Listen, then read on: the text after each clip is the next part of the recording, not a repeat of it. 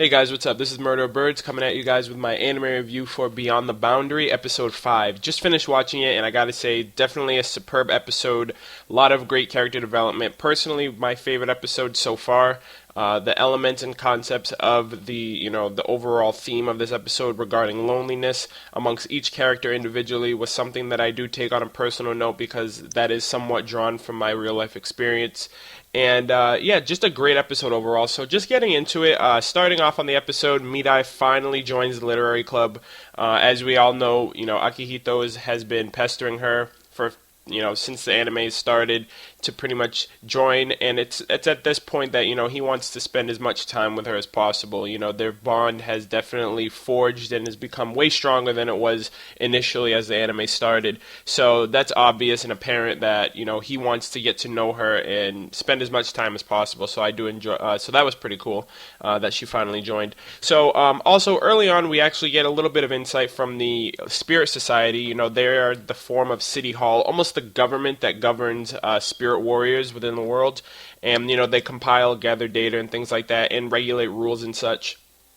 And we see this because Midai is actually punished for the fact that it is a rule, it was a rule to go against the Hollow Shadow during its traversing through the city, and she actually went up against it. So as a result, she got her Spirit Warrior license revoked for a month, and for that month she can't appraise Yomu and stuff like that, so she doesn't have a job for the whole month. So I liked how it transitioned because in a way of helping, Mitsuki offered to help her get a job, a part-time job to make it through the month, the fact that she can't fight Yomu and stuff like that. And they actually get time to bond and get to know each other over, pancakes or whatever what they were eating. And it shows a lot of Midai's development because in certain ways, when she first came into the scene, when we first got a little bit of her personality, she was very disclosed and disconnected from everyone. She didn't want anyone to know about her past. She didn't want anybody to, feel bad for her. She didn't want, to get emotionally attached or connected with anybody.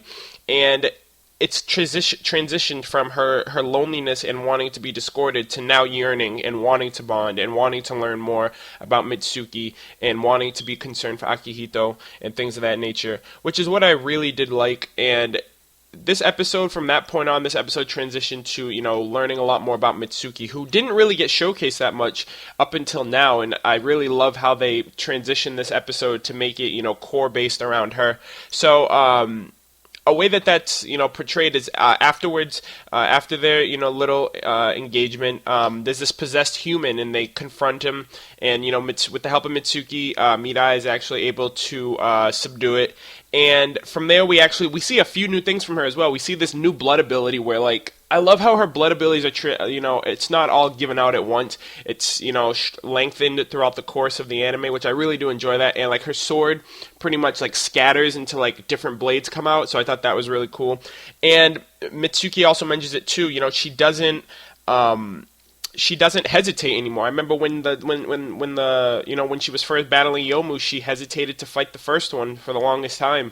And it just shows her development. She's obviously become a lot stronger and a lot confident in herself thanks to Akihito, and the forges and bonds that she's made over the course. So, anyways, we find out down the line that her part-time job is actually in the store with Ai and Ayaka Shindo from earlier episodes.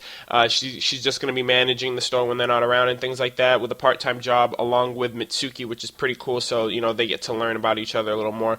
And overall, the last bit of the episode that I just want to mention is pretty much summed up in one. So during this episode, we are seeing hints. We're seeing little gestures from Mitsuki whenever, lanterns are exposed. People walking by with them. She sees them hanging over walls. And we find out that there is this lantern festival going on in the town right now. Now, this is primed particularly for couples, a little event that, couples can get together and, have their ooey gooey moments or whatever. And we see that Mitsuki doesn't really have that. She's really stern. She's very cold in a way, and in the terms of, she doesn't really show off her emotions physically or verbally. And we get this little snippet of her past, and we see Izuma tell her, as a spirit warrior, you're always going to be alone. And if someone tells you that, if you grow up and someone tells you something over and over and over, eventually you're going to give into it, eventually you're going to believe it, and eventually it's going to consume you. So I feel that, because she was told at a young age, you're always going to be alone, that's just the mentality and mindset that she had growing up. The fact is, you're going to be alone because I say you're going to be alone. And, as you grow up, that manifests and that becomes like your reason for being. So in that aspect of her loneliness, we definitely see that in this episode. However, Midai persuades her. He's like, hey, let's just go to the festival. Get out of your habits of never ever going. And she opens up about her loneliness to Akihito, and it really expresses and it shows that in Mitsuki's face that Mitsuki is like, Midai is right. You don't have to be alone, even though even no matter what anyone tells you, no matter what you've gone through in life, there's always a better side to things. Just because loneliness is a factor in your life doesn't mean that it will stay that way forever. So definitely one of the biggest concepts for me, because personally, there are times that I feel like I'm really alone. I don't really have that many friends. I'm not the most, articulate person when it comes to, interacting with people and things of that nature, so I feel a bit discorded from everybody else.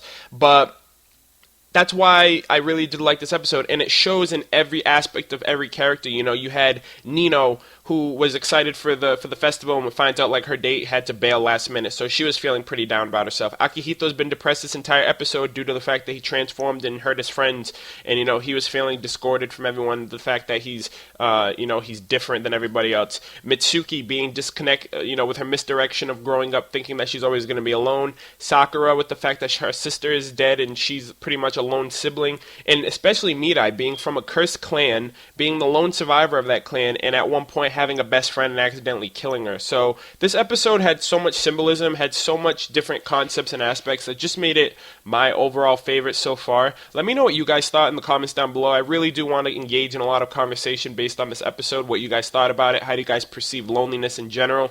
And that's pretty much it for this review, guys. Thank you so much for watching. If you guys did enjoy this, please be sure to like, comment, and subscribe to my channel, and I will definitely catch you guys next week for the next episode. Thanks a lot, guys, and I'll talk to you later. Peace.